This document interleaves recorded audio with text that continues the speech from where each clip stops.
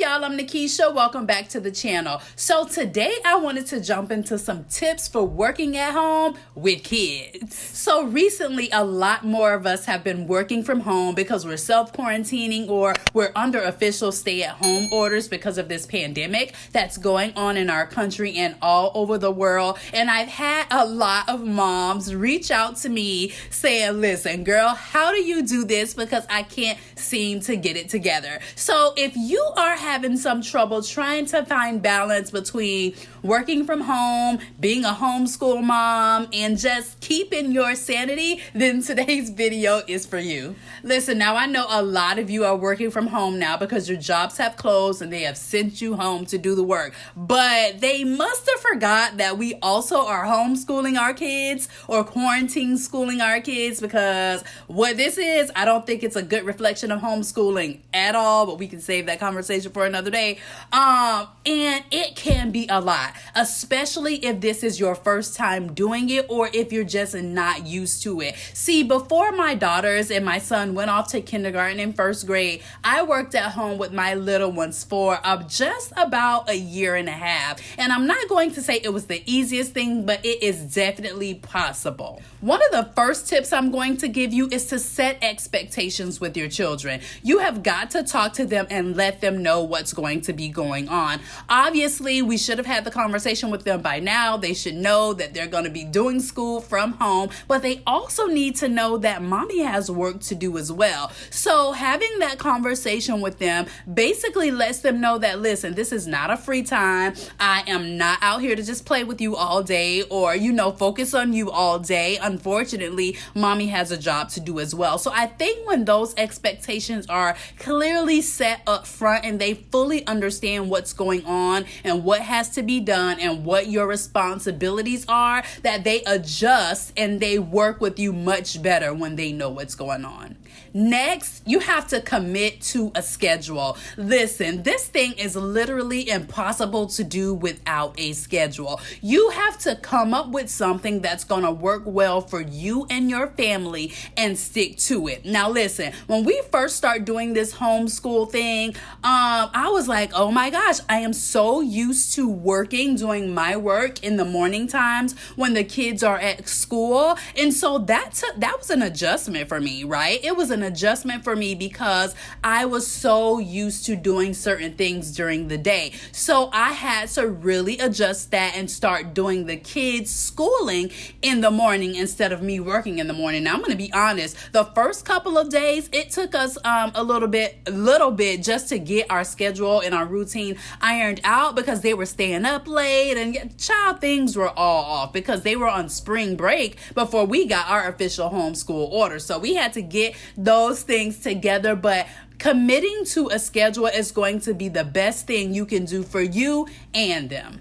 Next, designate time for the kids. Now, if you have children right now that are doing the homeschool thing because the schools are closed down, make a schedule for their homeschool time. For me and my kids right now, we're doing it about 9 to 1 o'clock every single day, give or take an hour or so on some days. But most days I am doing their homeschool work in the morning. So when we're done with their homeschool work, they know that it's time for me to get my work done, and they allow me that time because I've already had that conversation with them. But it is really, really important to designate a time that you are going to be 100% focused on them. Now, it doesn't have to be in the morning like mine. It can be in the evening if that works better for you, but it needs to be a designated time for them to do their work. If they're not in school and they're little babies, just to play with them and stimulate them or do whatever it is that you need to do with them, but you have got to give them that designated time where they have your undivided attention,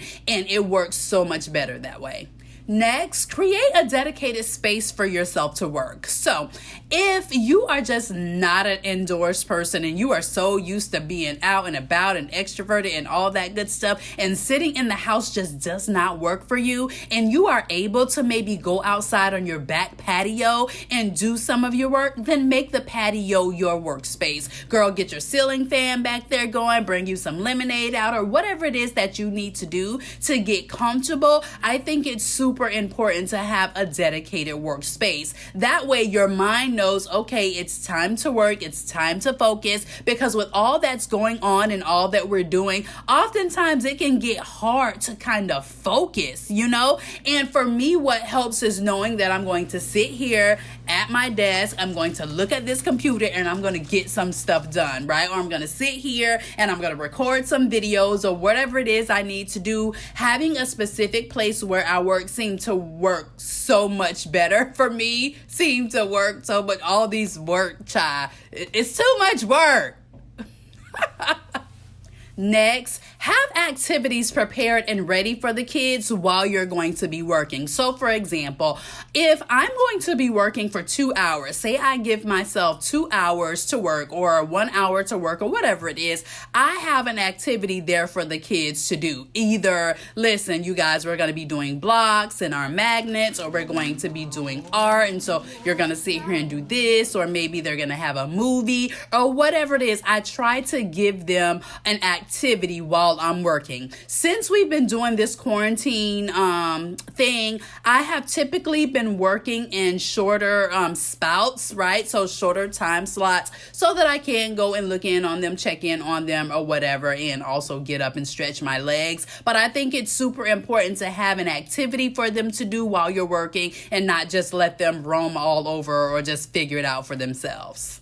Next, you got to schedule quiet time, nap, whatever. It's going to depend on the age of your children, but my children, my little ones right now are 5 and 7 years old. So I schedule in a quiet time. So listen, they don't have to go to sleep, which I have one that goes to sleep every single day, but they don't have to go to sleep. They can sit there, they can read a book, they can stare at the wall, girl, they can count their fingers and toes. I don't care as long as they're quiet, okay? This is their time to rest and relax, and also for me to get some work done. I am so used to working during the day, and just having to pivot back to working at night is just, it hadn't been working for me. Some days it has, but I be so wore out by the end of the day. Then working at night is just, girl, okay? Unless it's something I really have to get done. So for me, designating that activity and that quiet time for them has typically been working well for these last couple of weeks. If I have to squeeze something in at night, I do, but schedule a quiet time, an hour, and do what you can in that hour.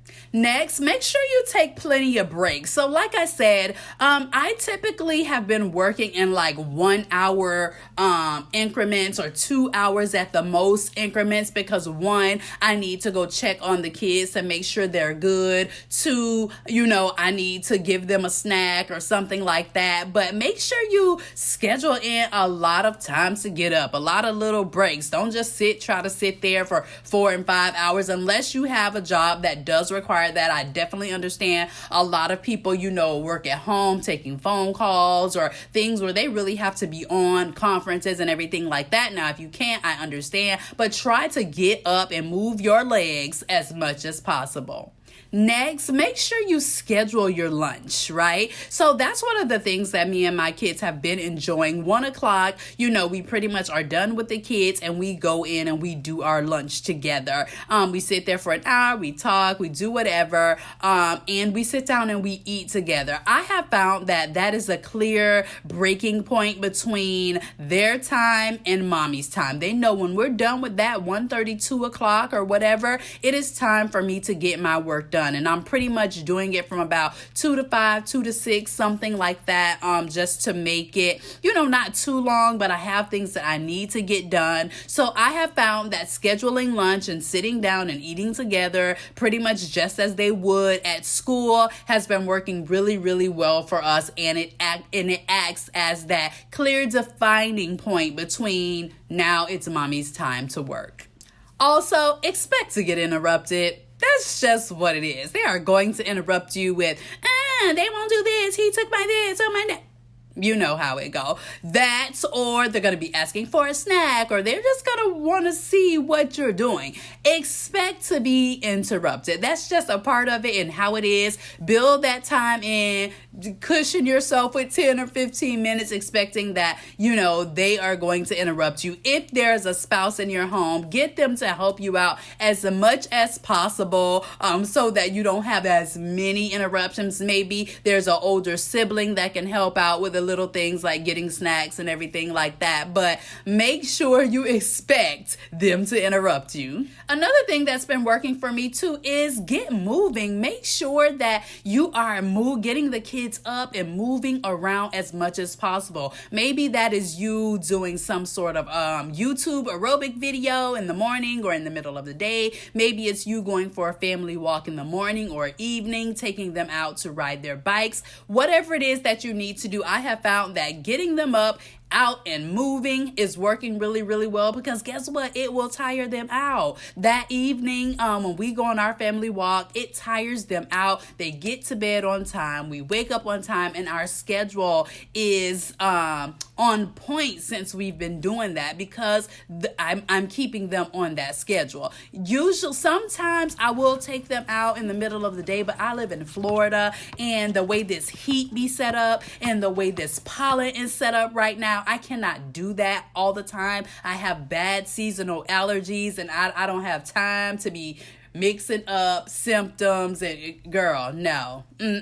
So I do it in the evenings where it's a little bit cooler, and we only stay out for a certain amount of time because they know mommy and the allergies, and I have my mask on deck and everything. But yes, make sure you are up and moving and doing all those things to make sure that you are being productive while you are working at home. A lot of people that I have been talking to, either this is harder than they expected because they can't deal with sitting in the house, or they can't deal with all the distractions there are. And then when kids are involved, ooh girl, it makes it a whole nother thing, whole different can of worms. But if you just do these things, commit to a schedule specifically, commit to that schedule and stick to it like your life depended on it, it should work out for you. You should be productive, and at the end of your day, you should feel like you got some things done. Let me know if you are working with kids at home and what you have found challenging during this time. Leave that down in the comments and we can chat about it, and hopefully I can give you some additional tips. But let me know if you like this video. I was also thinking about putting up my work at home routine with my kids, so if you're interested in seeing that, let me know. Once again, I appreciate you guys watching, and I appreciate you always supporting me. Give this video a thumbs up if you liked it. If you haven't subscribed, go ahead and do that now, and I will see you in the next video. Bye guys.